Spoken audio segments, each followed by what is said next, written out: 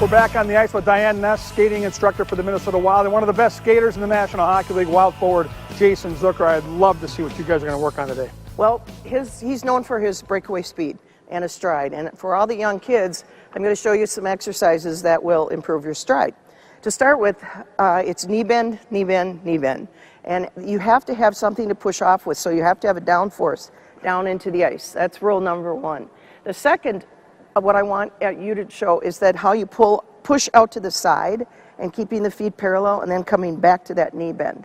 So we're going to have Jason give us an example of exercise number one. How hard is this one, Jason? It's hard to make sure that you get low enough, because if you're not low enough, you're not going to be pushing the right way. And if you are low enough, it becomes an easy drill.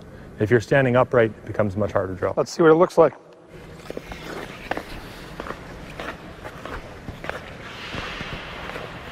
So he's going to be in that low position, pushing out to the side, and he stays in that low position the whole time. Now, if you do this all the way around the rink, your legs do start to burn.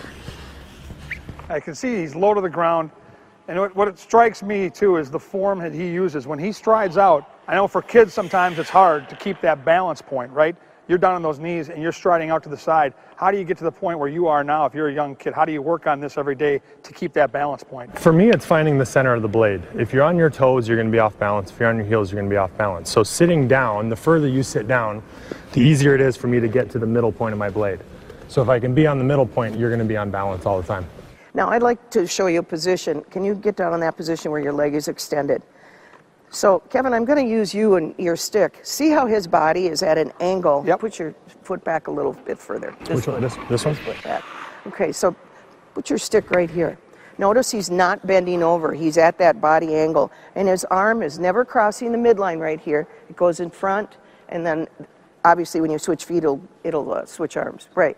But he's got that body position that is exactly at the correct angle. And he's keeping the knee bend.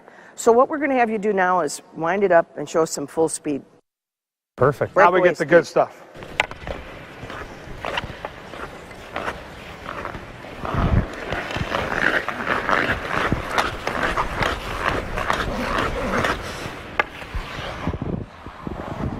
And the one last thing I want to go over, Kevin, is I want to go over that recovery. So he's out in that position right there. Now, his foot always came back underneath, but not foot to foot. Not in the old hockey school days, remember, we would go always back to here. But from here, he's going to come just to the back of the knee or the back of the calf, and then the other foot will start to push out. So it's not a complete foot-to-foot recovery, correct? Correct. Yep. Okay. And it all ties together, right? When you start with the drill that we did, drill one, that gets your stride to lengthen to the outside. And then when you go to a full skate, it just kind of comes naturally.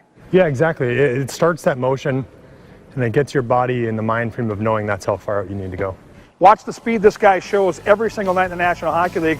Use some of these drills to make your stride better. Maybe someday you'll be flying down those walls of the National Hockey League, number 16 for the Minnesota Wild.